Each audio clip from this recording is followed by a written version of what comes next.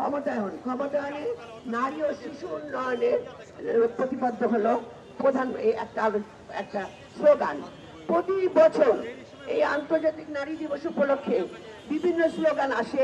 সেই স্লোগান নিয়ে আমরা র্যালি করি, সেই স্লোগান নিয়ে আমরা আলোচনা করি, বিভিন্ন আমরা করতেই আছি।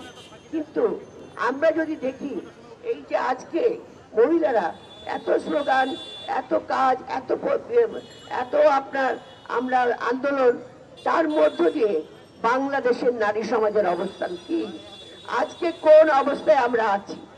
একটা কথা অত্যন্ত সত্য যে আমরা নারীরা বাংলাদেশে বিভিন্ন ক্ষেত্রে যেমন আমরা এগিয়ে এসছি, পেশাজীবী ক্ষেত্রে বলেন, রাজনৈতিক ক্ষেত্রে বলেন, বিভিন্ন যার যেখানে প্রতিটি সেক্টরে, কিন্তু বাংলাদেশের সবচেয়ে বড় যেটা সেটা হলো নারী ও পুরুষের মধ্যে বৈষম্য, অর্থাৎ পুরুষতান্ত্রিক সমাজ ব্যবস্থার দৃষ্টিভঙ্গি এখনো আমাদের উপর আছে, যে কারণে একজন মা, একজন ওয়াইফ তার ঘরের সম্মান পায় না।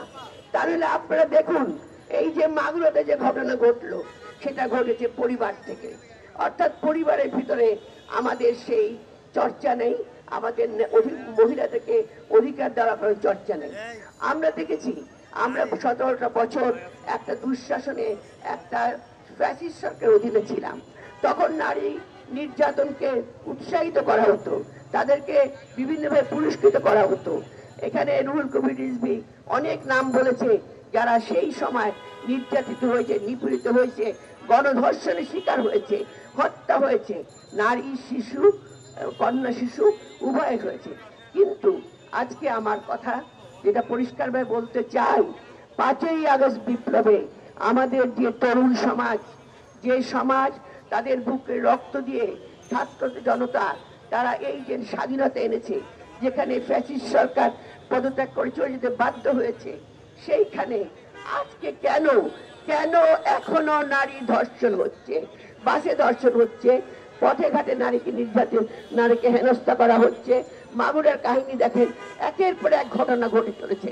এখানে মনে হয় কোন একটা গোষ্ঠী যেটা বলছে mob justice. What is mob justice? কিসের মব জাস্টিস? আপনার মিডিয়াতে জানিয়ে মাইকিং করে কোন মব জাস্টিস, কারা এটা করছে? সরকার কেন চুপচাপ? সরকার কেন কথা বলছে না? যে সরকার, আমরা জানি ডক্টর ইউনূস বিশ্ববিখ্যাত এক নন্দিত নেতা, আমরা তার কাছে আশা করেছিলাম এই সময় কঠোর হস্তে যারা বিভিন্ন অস্তিত্ব তৈরি করছে, দেশকে আজকে অন্যদিকে নিয়ে যাওয়ার চেষ্টা করছে, তাদের উপর কঠিন কঠিন হবেন এবং তাদের শাস্তি দেবেন। আজকে ছাত্র জনতা বেরিয়ে এসছে, আমরা বেরিয়ে এসছি, নারীরা আজকে মুক্ত।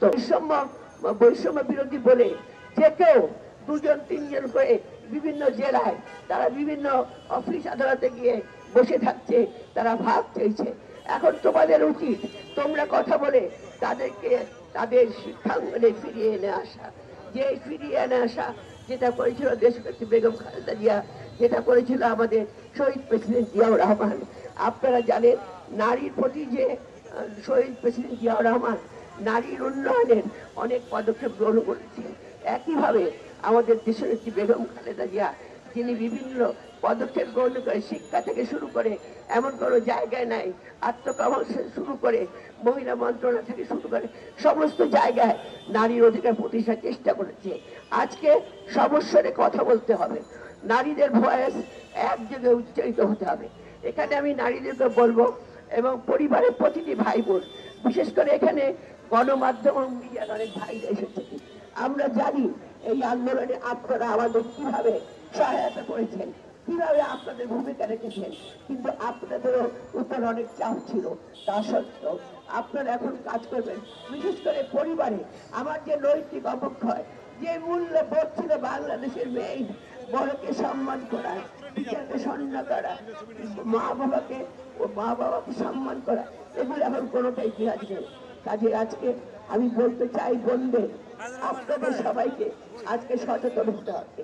আপনারা ওইভাবে, আমি বললাম আপনার অধিকার কোনটা, আপনার কোনটা সমতা, সেটা আপনাকে বুঝতে হবে এবং আপনাদেরকে প্রতিটি পরিবারের ভিতরে কাজ করতে হবে, তাহলে কিন্তু আমাদের এটা দমন হবে। তবে আমি আবারও সরকারকে বলতে চাই, আপনারা অনেক কিছু করছেন, আমি বেশি কথা বলবো না, যেখানে আমার বিষয় বলেছেন, আপনারা অনেক কথা বলছেন, বলেন করেন, কিন্তু সমাজের যে অস্থিতিশীলতা, সমাজে এই যে বদশাস্তি, সমাজে এই যে নারী ধর্ষণ, নারী অপহরণ, এটা যদি বন্ধ করতে না পারেন, তাহলে আমাদের বাংলাদেশি যে জনগণ যে স্বপ্ন নিয়ে এই বাংলাদেশকে আবার মুক্ত করেছে, সেই স্বপ্নটা আমাদের পূরণ হবে।